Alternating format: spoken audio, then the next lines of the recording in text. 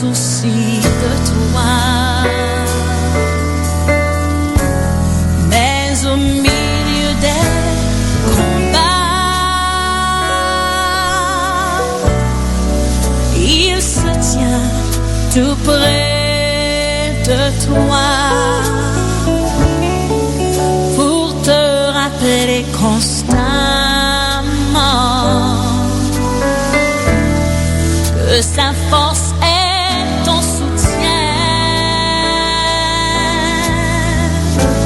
Et quand les jours s'assombrissent, il n'est pas tellement loin.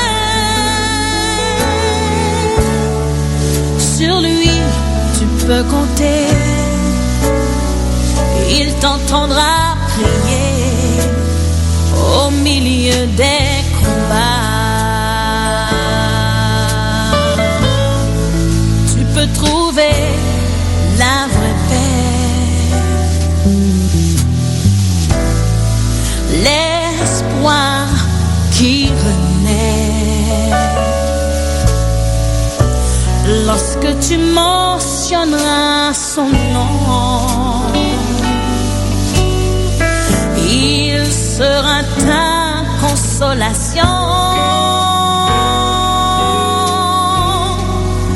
quand tout ira très mal. Chante ses louanges,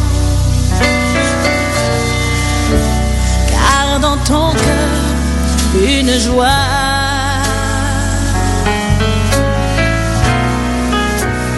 Sauveur déposera. Mais au milieu des combats, il se tient tout près de toi pour te rappeler constamment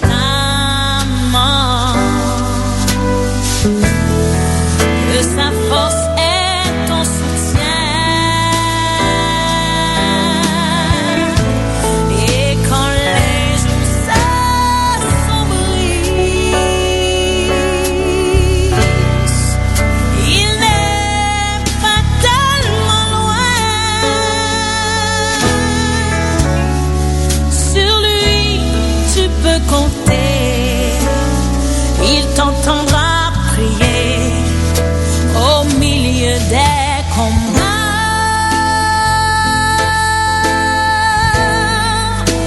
Il sera là pour toi. Et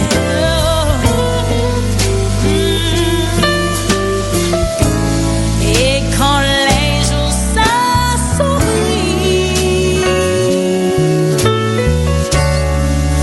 il n'est pas tellement loin. Sur lui, tu peux compter lorsqu'il t'entendra prier au milieu des combats.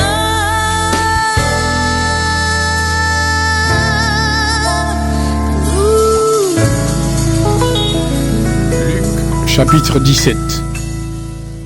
Jésus dit à ses disciples: Il y aura toujours des occasions de faire le mal. Mais quel malheur pour celui qui pousse les autres à faire le mal. Supposons ceci.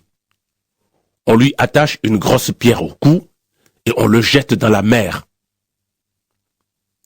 Eh bien, cela vaut mieux pour lui que de pousser un seul de ses petits à faire le mal. Faites attention. Si ton frère fait le mal, fais-lui des reproches. Et s'il le regrette, pardonne-lui. S'il te fait du mal 7 fois par jour, et si 7 fois par jour, il revient te dire « Je regrette », tu lui pardonneras. Les apôtres disent au Seigneur: Donne-nous une foi plus grande. Le Seigneur répond: Si votre foi est aussi petite qu'une graine, vous pouvez dire à cet arbre: arrache tes racines d'ici et va te planter dans la mer. Il vous obéira. Supposons ceci. L'un de vous a un serviteur. Il laboure les champs ou il garde les troupeaux. Quand le serviteur revient des champs, vous ne lui dites pas « va vite manger ». Au contraire, vous lui dites « prépare mon repas ». Ensuite, change de vêtements, viens me servir pendant que je mange et que je bois. Après, tu mangeras et tu boiras à ton tour. Vous ne remerciez pas votre serviteur parce qu'il a fait ce que vous avez commandé. C'est la même chose pour vous maintenant. Quand vous faites tout ce que Dieu vous commande, dites « Nous sommes des serviteurs ordinaires. Nous avons fait seulement ce que nous devions faire. » Jésus marche vers Jérusalem. Il traverse la Samarie et la Galilée. Il entre dans un village et 10 lépreux viennent à sa rencontre. Ils restent assez loin de Jésus et ils se mettent à crier. Jésus, Maître, aie pitié de nous! Aie pitié de nous! Jésus les voit et il leur dit. Allez vous montrer aux prêtres. Pendant qu'ils y vont, ils sont guéris. Quand l'un d'eux voit qu'il est guéri, il revient et à pleine voix, il dit « Gloire à Dieu !» Il se jette aux pieds de Jésus, le front sur le sol, et il le remercie. Cet homme est un Samaritain. Alors Jésus dit « Tous les 10 ont été guéris. Et les 9 autres, où sont-ils? Parmi eux tous, personne n'est revenu pour dire « Gloire à Dieu ». Il n'y a que 7 étrangers. Et Jésus dit au Samaritain « Lève-toi, va, ta foi t'a sauvé. » Les pharisiens demandent à Jésus « Quand le royaume de Dieu va-t-il venir ?» Il leur répond « Le royaume de Dieu ne vient pas comme une chose qu'on voit. On ne dira pas « il est ici » ou « il est là-bas ». En effet, le royaume de Dieu est au milieu de vous. » Ensuite, Jésus dit à ses disciples « Le moment va venir où vous désirerez voir le Fils de l'homme, au moins pendant un jour, et vous ne le verrez pas. Des gens vous diront « il est là-bas » ou « il est ici », mais n'y allez pas, n'y courez pas. En effet, le jour où le Fils de l'homme viendra, ce sera comme l'éclair.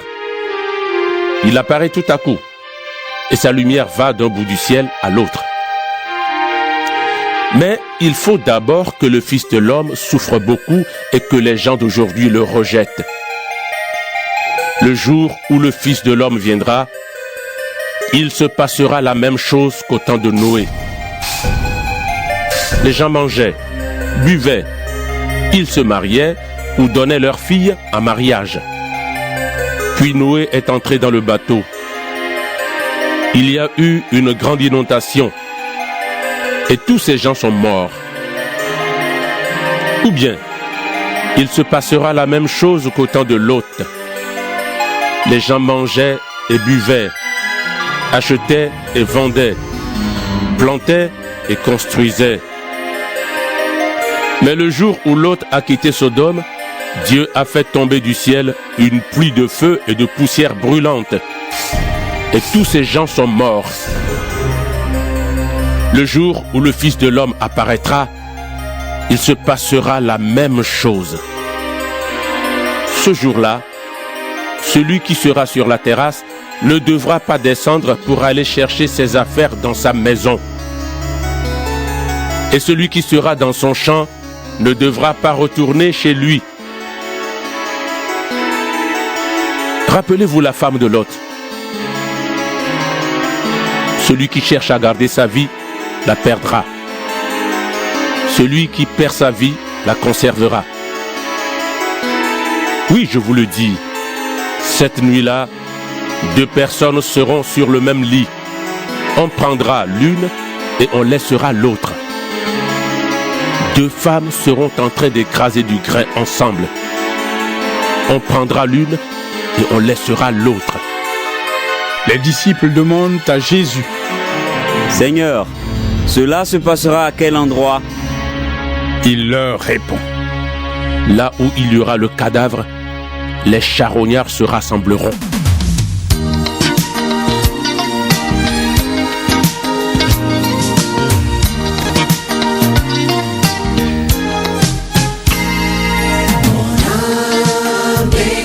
Le Seigneur, et mon esprit se réjouit en Dieu mon sauveur, car il a fait de grandes choses. Saint est le Seigneur. Mon âme bénit le Seigneur, et mon esprit se réjouit en Dieu mon sauveur. Il a fait de grandes choses, Saint est le Seigneur. Mon âme bénit le Seigneur, et mon esprit se réjouit en Dieu mon sauveur, car il a fait de grandes choses, Saint est le Seigneur.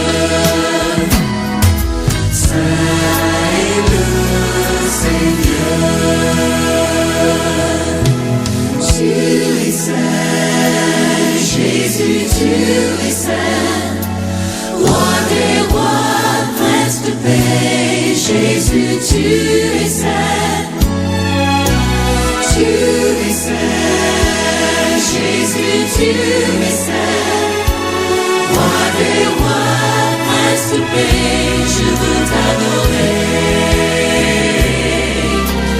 Digne, tu es digne.